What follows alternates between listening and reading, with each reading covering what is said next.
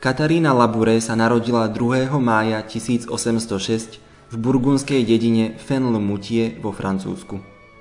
Bola 8. z 10 žijúcich detí. Keď mala Katarína 9 rokov, zomrela jej matka. Vtedy urobila zvláštne gesto. Postavila sa na stoličku, aby dosiahla na sošku Panny Márie, vzala ju do náručia a povedala jej: Odteraz ty buď mojou mamou. Vtedy ešte netušila, ako mimoriadne jej Panna Mária dá pocítiť svoju materskú blízkosť. Keď sa jej staršia sestra stala dcérou kresťanskej lásky, Katarína ako 12-ročná spolu s mladšou sestrou Tonkou prebrali vedenie domácnosti a farmy.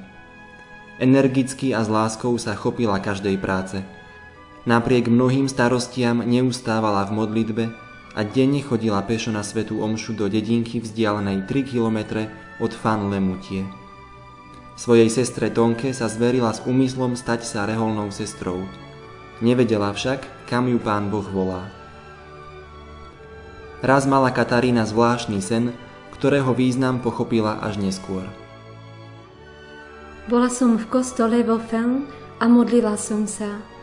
Jeden starší kňaz sa zrazu blížil k oltáru slúžiť svätú omšu. Jeho pohľad ma fascinoval. Na konci omše kývol, aby som prišla bližšie a povedal mi: Jedného dňa budeš šťastná, keď prídeš za mnou, Boh má s tebou svoj úmysel. Katarína sa ako 18-ročná odišla učiť do internátu Châtillon-sur-Seine. Počas tejto doby takmer náhodou zbadala v dome dcér kresťanskej lásky, kde slúžila i jej sestra, obraz svätého Vincenta de Paul, kňaza, ktorého videla vo sne. Zrazu pochopila zmysel svojho dávneho sna. Boh ju volá stať sa dcérou kresťanskej lásky. Otec ale s jej úmyslom nesúhlasil a aby prišla na iné myšlienky, poslal ju do Paríža na výpomoc k najstaršiemu synovi Karolovi, ktorý ovdovel a preto potreboval výpomoc v reštaurácii, ktorú vlastnil. Keď sa však Karol onedlho opäť oženil, dovolil otec Kataríne stať sa dcérou kresťanskej lásky svätého Vincenta de Paul. V apríli 1830 Katarína ako 24-ročná začala seminár v materskom dome dcér kresťanskej lásky v Paríži na ulici du Bac. Ako horlivá mladá sestra sústredila všetky síly, aby sa dobre pripravila na službu chudobným. Nadšenie Kataríny pre Božie veci sa ešte vystupňovalo privilegovaným stretnutím s Pannou Máriou v kaplnke. Prvé stretnutie sa odohralo v noci z 18. na 19. júla.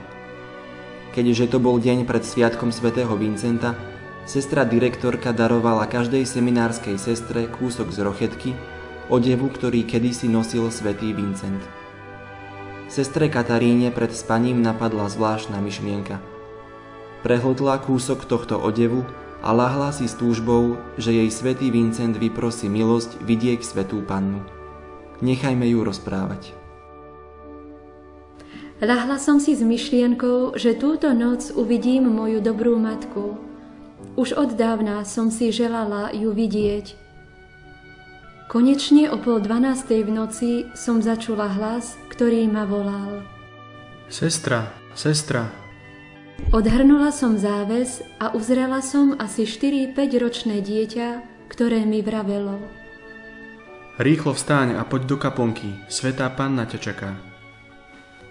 Veď ma budú počuť, myslela som si. Na to mi dieťa povedalo: Buď spokojná, všetci tu ho spia, poď, čakám ťa. Rýchlo som sa obliekla a nasledovala som dieťa. Všade, kadiaľ sme prechádzali, sa zasvecovali svetlá, čo ma veľmi prekvapilo. No ešte viac ma udivilo, keď sme vchádzali do kaplnky a dvere sa otvorili, sotva sa ich dieťa dotklo. Všetko bolo ožiarené a pripomínalo mi to polnočnú svätú omšu. Ešte som však nevidela svätú Pannu. Dieťa ma viedlo k hlavnému oltáru. Kľakla som si. Po chvíli mi povedalo: Hľa, svätá Panna. Začula som šuchot akoby hodvábnych šiat, ktorý prichádzal od tribúny zo strany obrazu svätého Jozefa. Pani sa posadila do kresla. Pochybovala som, že je to Svätá Panna. Dieťa zopakovalo: Hľa, Svätá Panna. Zrazu to už nebol hlas dieťaťa, ale hlas muža, ktorý hovoril mocnejšie. Priskočila som ku kreslu, pokľakla som si na stupeň oltára a položila svoje ruky na kolená Svätej Panny. Vtedy sa odohrala najkrajšia chvíľa môjho života. Je nemožné opísať, čo som cítila. Svätá Panna mi hovorila, ako sa mám správať voči direktorovi, ako i mnohé iné veci, o ktorých nemôžem rozprávať. Potom ukázala rukou na oltár. Tu mám prichádzať a otvárať si svoje srdce. Tu dostanem potrebnú útechu. Opýtala som sa, čo to všetko znamená. Vysvetlila mi to. Dieťa moje, Pán Boh vás chce poveriť istým poslaním. Budete mať trápenie, ale všetko prekonáte s presvedčením, že to znášate z lásky k Pánu Bohu. Budú vám protirečiť, ale dostanete milosť. Nebojte sa. Povedzte všetko jednoducho a s dôverou. Uvidíte niektoré veci. Povedzte o tom, čo budete vidieť a počuť. Potom Svätá Panna pokračovala so smútkom. Časy budú zlé. Na Francúzsko príde nešťastie, trón bude zvrhnutý. Vo svete bude veľa rôznych pohrvom. Ale prichádzajte k tomuto oltáru. Tu dostanú mnohé milosti tí, ktorí o ne budú prosiť zbožne a s dôverou. Ešte dlho sa spolu zhovárali. Katarína končí svoje rozprávanie slovami: Neviem, ako dlho som tam zostala. Viem len, že mi dieťa povedalo: Odišla. Vrátila som sa na svoje lôžko. Boli 2 hodiny.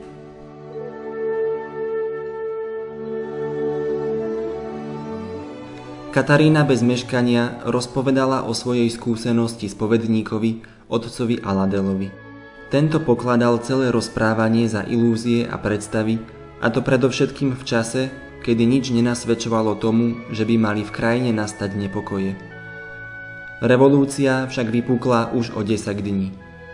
V návale týchto udalostí otec Aladel počúval sestru Katarínu s väčším záujmom, avšak bez toho, že by jej to dával najavo. Po čase, ako by sa sestra Katarína vrátila k tzv.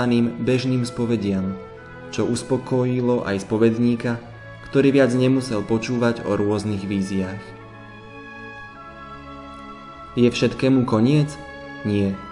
O 4 mesiace neskôr bola sestra Katarína uchvátená novou túžbou vidieť Svätú Pannu. Toto želanie prichádzalo zďaleka. Bola som presvedčená, že ju uvidím. Takto o tom rozpráva v tichu spovednice otcovi Aladelovi. Bolo to o 5:30 popoludní počas rozjímania. Zdalo sa mi, že počujem ruch na tribúne.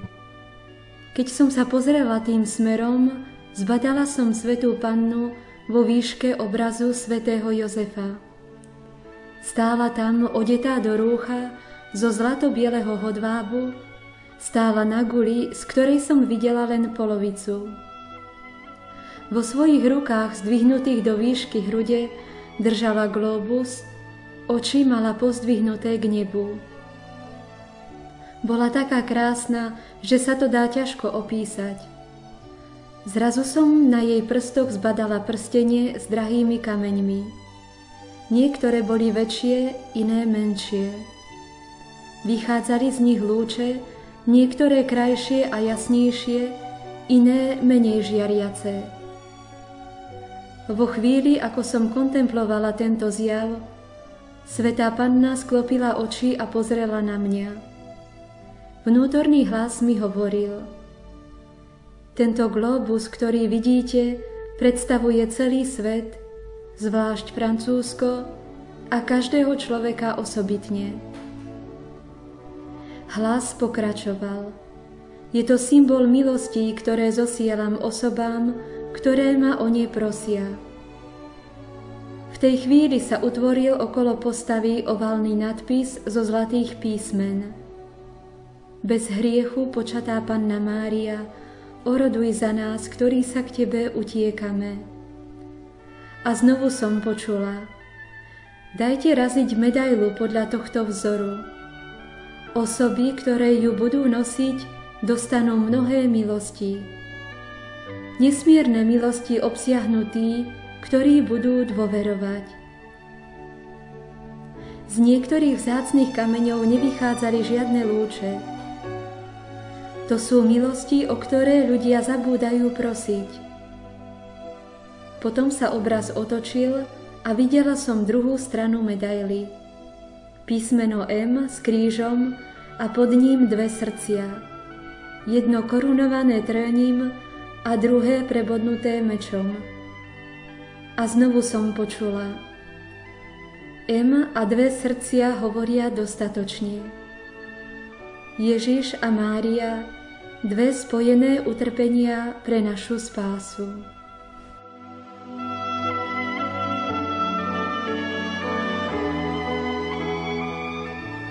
Otec Aladel bol skeptický pri počúvaní týchto nových výjavov a pokladal ich za výplod fantázie mladej sestry. Sestra Katarína však trvala na svojom. Svätá Panna nie je spokojná. O niekoľko mesiacov neskôr otec Aladel, znepokojený neustálym naliehaním sestry Kataríny, napokon požiadal o radu od parížskeho arcibiskupa, dostal odpoveď. Nech sa táto medaila spokojne rozširuje, strom sa spozná po ovocí. I sám arcibiskup povzbudzoval k noseniu medaily, ktorá vďaka mnohým obráteniam a telesným i duchovným uzdraveniam dostala meno Zázračná medaila. 5. februára 1831 po skončení seminára bola sestra Katarína poslaná do hospicu na biednom juhovýchodnom predmestí Paríža do Réy. Tu zostala do konca svojho života a denne slúžila starcom. V trpiacich ľudských tvárach sa učila spoznávať tvár samého Boha, ktorého jej Panna Mária počas zjavení priblížila. Sestra Katarína nerobila mimoriadne veci a divy. Jej svetosť spočívala v tom, že deň čo deň obetavo konala tú istú prácu, stretávala tie isté osoby a podielala sa na ich radostiach, utrpeniach a nádejach. Počas 46 rokov sa nikto nikdy nedozvedel, že to bola ona, ktorá videla Svätú Pannu.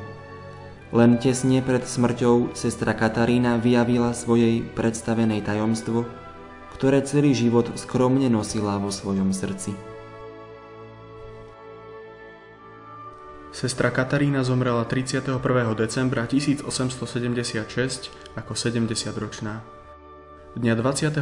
mája 1933 bola vyhlásená za blahoslavenú a pápež Pius XII ju dňa 27. júla 1947 svetorečil. Svätý Otec tým zároveň potvrdil posolstvo, ktoré Kataríne zverila Panna Mária v roku 1830.